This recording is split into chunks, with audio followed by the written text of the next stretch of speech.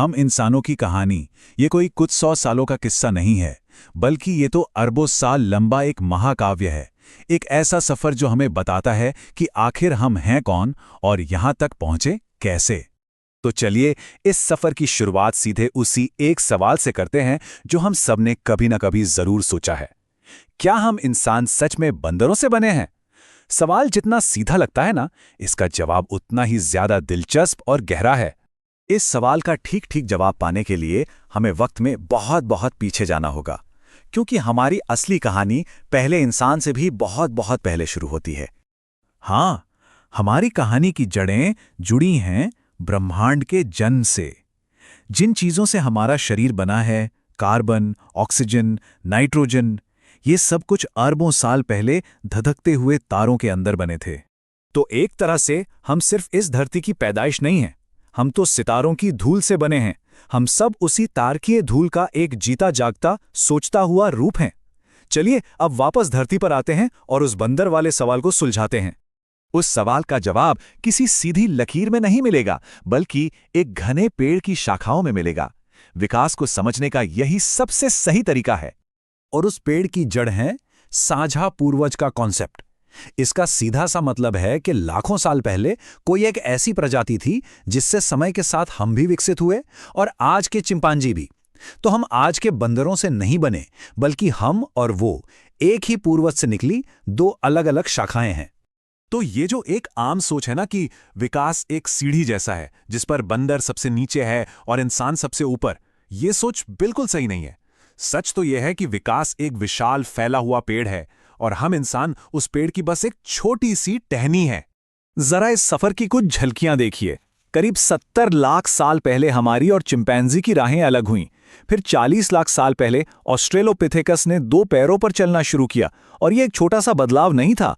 इसी की वजह से हाथ आजाद हुए और आजाद हाथों ने पत्थर के औजार बनाए, और फिर होमो इरेक्टस ने आग पर काबू पाना सीख लिया।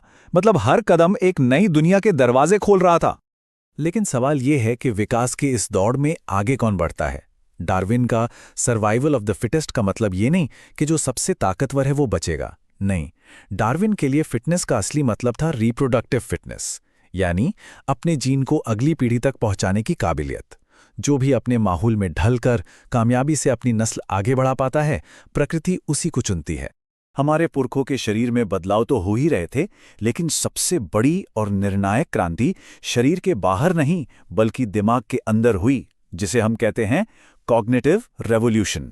यही वो मोड़ था जहां से सब कुछ बदल गया। अब इंसान सिर्फ अपने सामने पड़े पत्थर या गुजरते जानवर को नहीं देख रहा था, वो उन चीजों के बारे में सोच सकता था जो असल में थी ही नहीं। और इसी कल्पना की ताकत से जन्म हुआ मिथकों का, देवताओं का, राष्ट्र जैसी चीजों का। और जब हजारों लाखों अजनबी लोग एक ही कहानी, एक ही विश्वास पर यकीन करने लगे, तो वो एक साथ मिलकर बड़े बड़े काम करने लगे।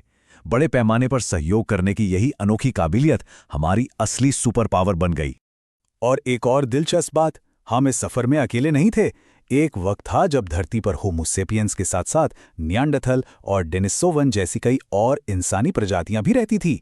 हम उनसे मिले जुले भी, और इसका सबूत आज भी हमारे डीएनए में मौजूद है। ये फिर से वही बात साबित करता है कि विकास का पेड़ आपस में जुड़ी हुई शाखाओं का एक उलझा हुआ जाल है। दिमाग की क्रांति के बाद हमारी कहानी में अगला बड़ा मोड़ था कृषि क्रांति। वो मोड़ जिसने इंसान को एक शिकारी से किसान बना दिया। और ये सिर्फ खाने का तरीका बदलने की बात नहीं थी, इसने इंसान के घुमंतू जीवन पर हमेशा के लिए रोक लगा दी। लोग एक जगह बसने लगे, गांव बने, शहर बसे, और फिर बड़ी बड़ी सभ्यताएं खड़ी हुईं। अब समाज बड़े और पेचीदा हो रहे थे, तो उन्हें चलाने के लिए नए औजारों की जरूरत पड़ी। अनाज का हिसाब रखना था, टैक्स वसूलना था, कानून बनाने थे, और इन्हीं जरूरतों ने जन्म दिया लिखने की कला को, जैसा कि हम मिस्र और सुमेर की इन प्राचीन लिपियों में देख सकते हैं। अब हर कोई सिर्फ खाने की तलाश में नहीं भटक रहा था। खेती की वजह से जो अतिरिक्त अनाज पैदा हुआ, उसने समाज में नए किरदारों को जन्म दिया। पुजारी, सैनिक, कलाकार, शासक। और इसी जटिल समाज ने ग्रीस जैसी जगहों पर ऐसी शानदार वास्तुकला को जन्म दिया जो इस नए संगठित समाज की निशानी थी। तो ये तो थी अतीत की कहानी, लेकिन क्या ये कहानी यहीं खत्म हो जाती है? क्या विकास अब रुक गया है? जी नहीं, बिल्कुल नहीं। ये एक ऐसी कहानी है जो कभी खत्म नहीं होती। जरा इस टाइमलाइन पर गौर कीजिए। बदलाव की रफ्तार लगातार तेज हो रही है। 2 पैरों पर चलने और दिमागी क्रांति के बीच लाखों साल का फासला था। फिर खेती और औद्योगिक क्रांति के बीच कुछ हजार साल का। और आज हम डिजिटल और जेनेटिक क्रांति के युग में हैं, जहां बदलाव दशकों में हो रहे हैं, सालों में हो रहे हैं। विकास आज भी हमारे अंदर काम कर रहा है। जिन समाजों में दूध दही का चलन रहा, उनमें दूध पचाने की क्षमता विकसित हो गई। तिब्बत जैसे ऊंचे इलाकों में रहने वालों के शरीर ने कम ऑक्सीजन में जीना सीख लिया। और अब तो हमारी संस्कृति और हमारी टेक्नोलॉजी हमारे विकास को चलाने वाली सबसे बड़ी ताकतें बन गई हैं। और यही आज की सबसे बड़ी और शायद थोड़ी चौंकाने वाली सच्चाई है।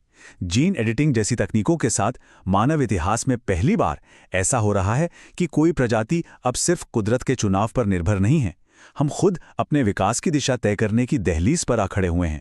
तो ये पूरा सफर तारों की धूल से लेकर आज यहां तक का हमें एक आखिरी और सबसे बड़े सवाल पर लाकर खड़ा कर देता है। इस सफर ने हमें सोचने और चुनने की जो ताकत दी है, उसके साथ हम क्या करेंगे?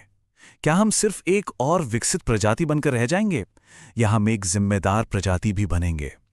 इसका जवाब भविष्य के पन्नों में लिखा जाना अभी बाकी है।